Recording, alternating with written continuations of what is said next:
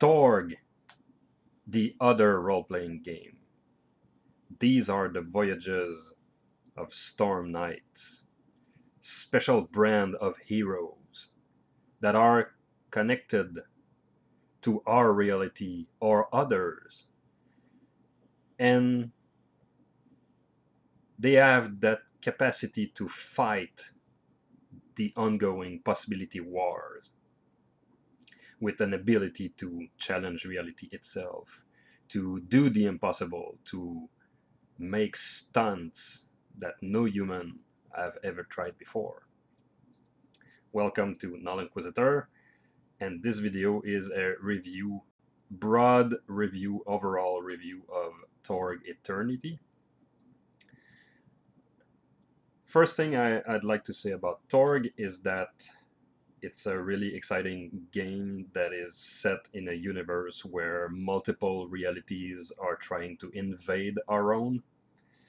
Our own reality is called Core Earth, and you have 8 or 7 other reality trying to take over our reality. The invasion is led by this fellow here, the Gaunt Man, and he's from a reality named Aurora, a reality that is, well, a reality that is playing with the rules of horror, the old horror movies of old. And I'll try to focus here, and the camera won't. But this man, for some reason, led other Eye Lords, and they concerted their effort, and they try to invade our planet, our reality, because of its possibility energy, of its potential. And this is why these Eye Lords are trying to conquer us, to use that possibility energy to their own use. And if one of these Eye Lords is successful in capturing our reality and other realities, he might become the convoluted or the chase after title, the TORG. In TORG, you see this funny acronym, became the title of the ultimate being that will control all possibilities. And in no other realities this happened yet, but it might in your campaign. So I'd like to say that TORG is a favorite of game designers in particular. It's a game with a lot of moving components. It's a game that is heavily tied to its setting, but the setting is very open-ended to any type of character and any type of play. Each and every one of these other realities that are trying to invade enforce their realities onto our own, and thus mechanically in the game you have laws that will applies to the game depending on where you are on Earth. And this changed the feel of the game depending where you are in the world. So if you are in the north of Africa, you might find that the law of heroism applies and your game suddenly become more pulpy. And if you are in India, for example, in the cosm of Aurora, your game might suddenly become very horrific, terrifying. Maybe your gun will jam, maybe shadows will manifest themselves behind you, all kind of stuff like this. So every reality have its own flavor, and our own reality, Core Earth, is slightly cinematic. So it's definitely not a simulation game, it's very much a cinematic game. There's a mention that core Earth should be a reality where the Die Hard movie could happen. Maybe not the last few ones, but the first one, the Die Hard one. There's an interesting quote at the beginning of the book that I'd like to read because it says a lot about this edition and why the old guard like this particular version of the game. It has been done by people who are fans, absolute fans of the game, the setting. So the invasion of Earth told in previous tales of TORG took place on one version of our world. The High Lords there were successful for many years, but were eventually stopped by the planet's valiant Storm Knights. But there are infinite versions of our world. This is a tale of a different Earth, one where things did not go as well. So right from the first page of text, this game, this version of the game, acknowledge the other version of the game and does not diminish it.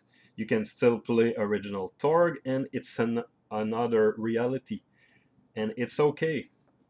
So that I enjoy very much on the philosophical side of things. It's just genius. You don't create a new version of the game to quickly brush the other editions under the rug. That's stupid. So let's go back to the game itself. So a character sheet or a character in this game looks like this. This is the basic version of the sheet, but on Drive-Thru RPG you can find a more epic version of the character sheet. So this one is printer friendly, so that's why it's more white, but you can print all various kinds of different pages you need for your character. You even have a sheet for the place where you come from, the cosm where your character is from and linked to. So you have 5 basic stats: charisma, dexterity, mind, spirit, and strength.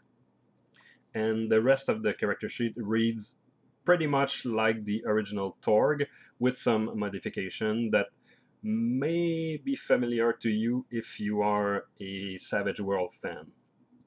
And this should not be surprising because this edition was in part designed by Shane Hensley, the designer on Savage Worlds.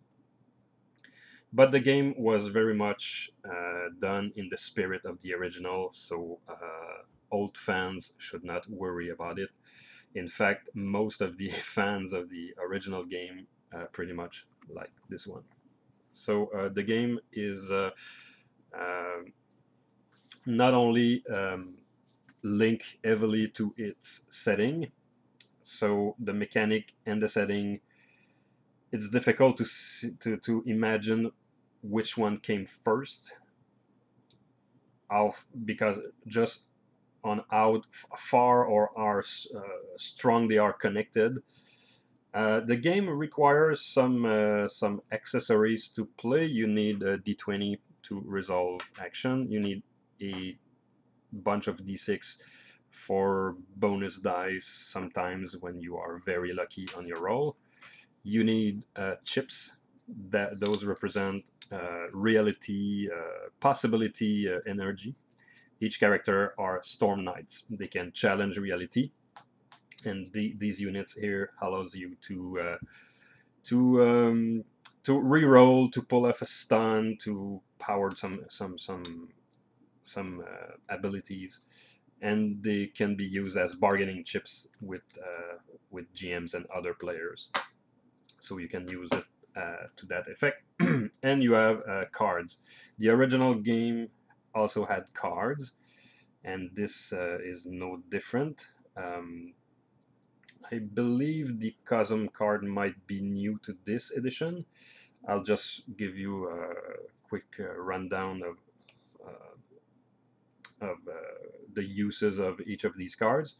The drama cards here, for example, are the initiative card. So it's very easy. You pull up a card like this, and the card immediately says, in a standard scene, the heroes goes first and then the villain. In the case of a dramatic scene, the villain goes first and the hero must suffer the effect of a flurry. And under the card, you have Favoured Action. These are actions that are not required but encouraged, let's say, by this round. So if a character pull off here, because it's the time for action card, if you pull out an action, an attack action, or a trick action successfully, the Game Master give you a possibility chip, a possibility for your trouble. And then you go and you pull out another round, and this time, I'm not through yet, and the villains start the round, and the heroes suffer the effect of inspiration, and any action is favored. Oh my god, how dramatic. So this deck is principally used for initiative. Now, the players will have a hand of these cards. They start with 4. And these cards are destiny cards. They are maneuvers and tricks and stuff the player can pull out during the game. And a thing worth noting about the cards in TORG is that they pretty much encourage the players to become a game master by, for example, in a scene, a player could try to pull off a romance with an NPC. So the not only the card will encourage a player to maybe pull off a romantic move on an NPC, but he is rewarded for doing so. But the player should create this scene, should bring out some ideas. You can, of course, you can play it however you want, but it's more fun when players suddenly pull off a card and everyone stop and listen to what he has to say. So, for example, you have a coup de grâce, not coup de gras. Gras in French is it's fat, by the way, and coup de gras is not. No, it's when you're eating a lot of poutine or pork chops or something very fatty. Coup de grâce, grace. It's more. It's like giving death to an honorable opponent. It's not the same. So players are beginning. Players are beginning each game with at least 4 of these, and they will be transited fastly. I am in the process of sleeving these, so it might be a good idea because cards will get thrown around a lot. From what I can heard, I'm going to test the game this very Friday, so I cannot. But just from reading the game, I know pretty much what's going on. And then you have the cosm cards.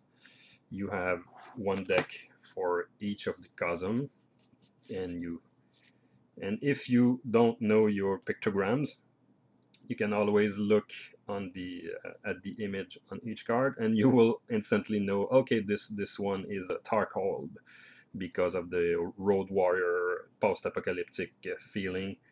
So you'll learn your cards pretty quickly. And these are given also to the player, 1 each. And these are very interesting because they, as I said earlier, each cosm have their own reality rules. And on these cards that players keep in their hand, you have thematic addition to what the players can do or what they can suffer. Because in the game you will need possibilities a lot. And the carrot at the other end of the stick are these cards. Sometimes they will propose something very advantageous and sometimes not.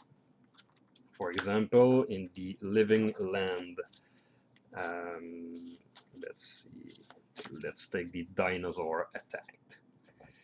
This card will literally, because it's very thematic to the living land, which are the dinosaur infested, very savage jungle in North America. It is very common to be attacked by a random dinosaur. So a player could have this card in his hand, but it's something that will get your team into trouble. But you see, depending on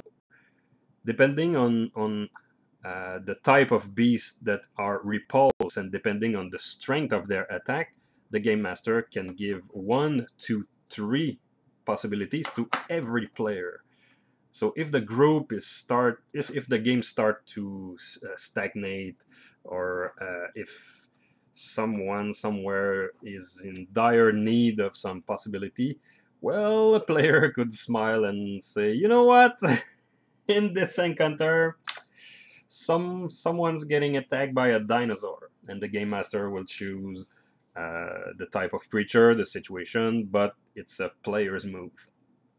So in TORG, the game master must step very lightly because the players have a big kind of control over what's going on.